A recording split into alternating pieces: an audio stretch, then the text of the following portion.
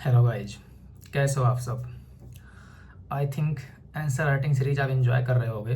तो इसी परिप्रेक्ष्य में बात करते हैं किसी भी आंसर का इंट्रो कैसे लिखना है। क्योंकि मैंने कहा है ना कि आंसर लिखने के सारे जो डायनामिक्स हैं वो मैं एक्सप्लेन कर दूंगा एक एक वीडियो में। तो बात करते हैं इंट्रो की। इसके पहले मैंने कॉन्टेक्स्ट और कंटेंट की बात कर ली है। अगर आपने वो वीडियोज़ नहीं देखे हैं तो जाके आंसर राइटिंग सीरीज वाले प्लेलिस्ट में देख लीजिए और चैनल को सब्सक्राइब कर लीजिए। तो इंट्रो जब आप लिख रहे होते हैं ना, तो बहुत क्रूशियल पार्ट होता है। इंट्रो डिसाइड करता है ना कि आपका आंसर सामने वाला ध्यान से पढ़ेगा या पढ़ेगा ही नहीं या सिर्फ ऐसे देख के पढ़ जाएगा कीवर्ड्स को कुछ लिखा है क्या नहीं लिखा है आपने। मतलब इंट्रो एक ड्राइविंग चीज़ है जो आंसर पढ़ने वाले को मजबूर करती है कि वो पढ़े। तो कैसे लिखोगे आप इंट्रो। देखो, कोई भी क्वेश्चन है ये डिसाइड करता है कि आप इंट्रो कैसे लिखोगे।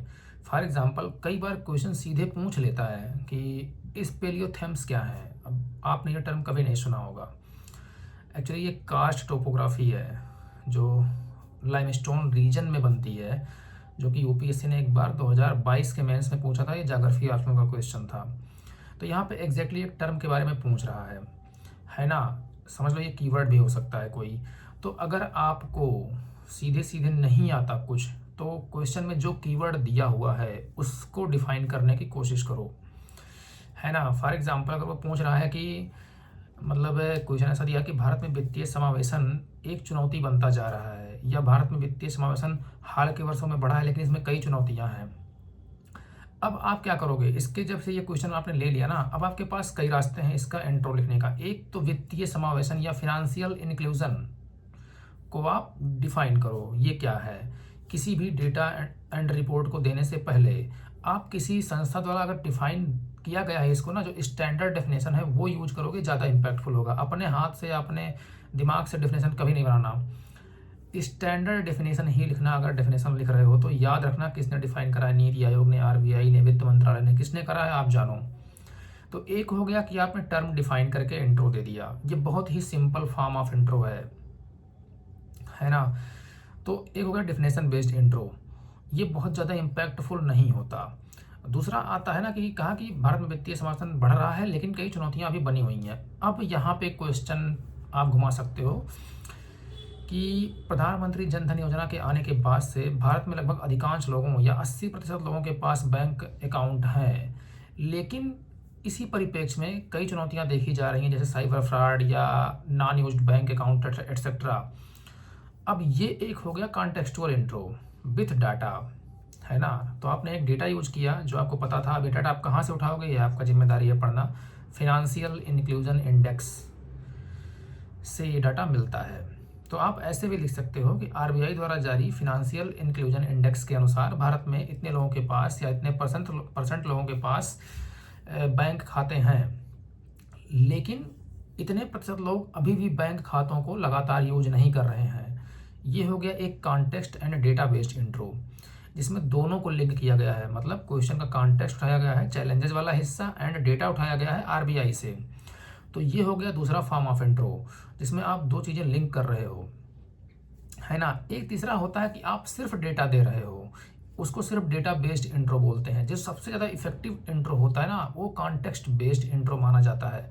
अगर कॉन्टेक्स्ट बेस्ड इंट्रो आपने लिखा और उसमें डेटा थोड़ा सा ऐड कर दिया, ये काफ़ी इफेक्टिव होता है। तो वो ड्राइव कर देता है पूरा क्वेश्चन के आंसर को ही। तब एग्जामिनर को लगता है कि आपने क्वेश्चन समझा है। तो इंट्रो का सबसे जो बड़ा मतलब इफेक्ट होता है ना, वो एग्जामिनर को ये समझाने में होता है कि आपने क्वेश्चन समझा है। अगर आपने क्वेश्चन समझा है तो आपने लिखा होगा, वो वैलिड होगा, वो रिलेवेंट होगा। तो अगर एग्जामिनर को ये लगेगा इंट्रो पढ़ के कि आपने शायद क्वेश्चन ही नहीं समझा, तो वो बहुत ध्यान से नहीं पढ़ेगा। लेकिन अगर उसको लगता है नहीं आपने क्वेश्चन बढ़िया से पढ़ा है, तो वो पढ़ेगा, है ना। तो आपको हमेशा ध्यान रखना है कि इंट्रोडक्शन लिखते time context, data and keyword definition, ये तीन टाइप के इंट्रो में से कौन सा यूज करना है। अगर कॉन्टेक्स्ट बेस का इफेक्टिवली आप यूज कर पा रहे हो तो पहले वही करना। वो नहीं हो रहा है तब तब डेटा पे जाना, एंड वो भी नहीं हो रहा है तब डेफिनेशन पे जाना। और एक बात ध्यान रखना, इंट्रोडक्शन कभी भी 2 लाइन में मत लिखना। ये तो काम छोड़ के भागने वाला काम है ना। अगर आप 2 लाइन में इंट्रो लिख दिए ना तो वो इम्पैक्टफुल नहीं होता। इंट्रो कोशिश करिए 3 से 4 लाइन तक जाए, और ये उन डायमेंशन को शामिल करे जो क्वेश्चन ने डिमांड करी हो। ये होता है कॉन्टेक्स्ट में स्पेशली।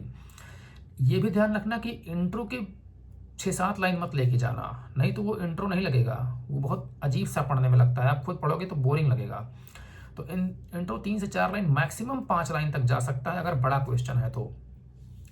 इसके साथ ही इंट्रो में अगर कुछ दे रहे हो, जो भी, अगर डेटा आपने गलत कर दिया, आपने रिपोर्ट का नाम गलत लिख दिया, लिख सही रहे हो पर रिपोर्ट का नाम गलत लिख दिया, उस रिपोर्ट को कौन सी संस्था ने जारी करा है वो गलत लिख दिया, बिलीव मी आपने आंसर की ऐसे की तैसी कर दी है। एग्जामिनर को लगेगा कि आप में प्रेशर में सोचने की क्षमता नहीं है।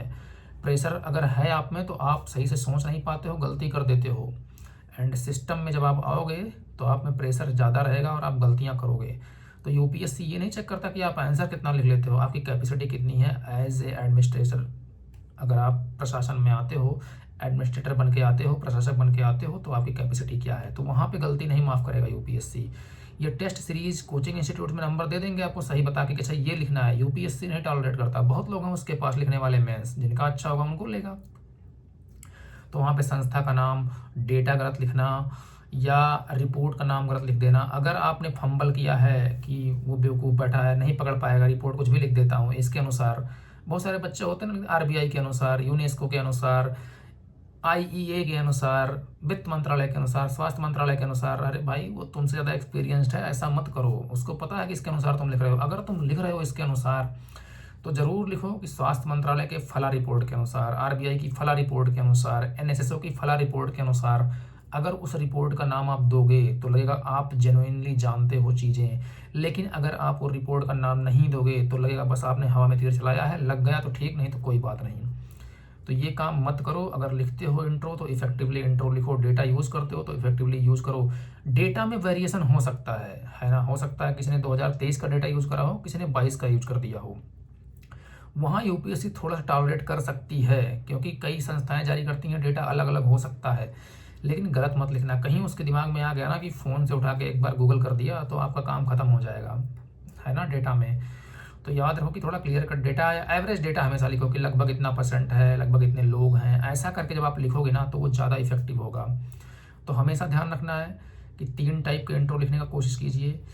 अलग अलग आंसर में अलग अलग टाइप का इंट्रो हो सकता है ना, ये काम कर सकते हो। और भी एक टाइप का इंट्रो है, लेकिन मैं यहाँ बताना जरूरी नहीं समझता क्योंकि काफ़ी एडवांस लेवल का है और वो बहुत प्रैक्टिस से आता है ना। फॉर एग्जांपल वो mostly international relations, science and technology, ऐसे टॉपिक में यूज़ किया जाता है जो प्रीलिम्स में मोस्टली लोग नहीं पढ़ते हैं। और वो contextual and data and issues जो चल रहे होते हैं ग्लोबल लेवल पे एंड सॉल्यूशन जो चल रहे होते हैं ना, सारा कुछ मिला के लिखा जाता है। ये 4 से 5 लाइन तक जाता है, लेकिन इतना इफेक्टिव होता है ना कि पढ़ने वाले को मज़ा आ जाए, यार क्या क्रिएटिविटी है। तो यहाँ पे एक्सप्लेन करना पाना वो थोड़ा मुश्किल है क्योंकि बहुत सारे लोग बिगनर्स हैं। मैं कोशिश करूँगा जब इंट्रोडक्शन के और डायनेमिक्स ओपन करूँगा तो उस वीडियो में बता दूंगा। तो अभी 3 तरीके के इंट्रो यूज़ कीजिए। गलती मत करना इंट्रो यूज़ करने में, क्योंकि ये आपके आंसर को पढ़ने के लिए मजबूर करता है। तो मुझे लगता है कि इंट्रोडक्शन लिखने का सही तरीका मैं एक्सप्लेन किया हूँ, जो अब तक सीखा था। बेसिक लोगों के लिए ये वीडियो है, तो आप देखिए आगे आएगा इसका प्रेजेंटेशन एंड लैंग्वेज कैसा होना है, एक ही वीडियो में आएगा। उसके बाद कंक्लूजन आएगा एंड उसके बाद मैं शुरू करूँगा ये जो वर्ड है डिस्कस, कमेंट, एनालाइज, उन वर्ड के जो सीरीज हैं मैं 2-2 वर्ड का बताऊँगा एक वीडियो में। इसके बाद ही मैं शुरू करूँगा कंटेंट स्पेसिफिक सब्जेक्ट में किसका कैसा होगा ये भी मैं आपको एक्सप्लेन कर दूंगा, तो आप बेटर आंसर लिख पाओगे, है ना। तो आप मिलते हैं अगले वीडियोज़ में। चैनल को सब्सक्राइब कर लीजिए, अपने दोस्तों को शेयर कर दीजिए। धन्यवाद।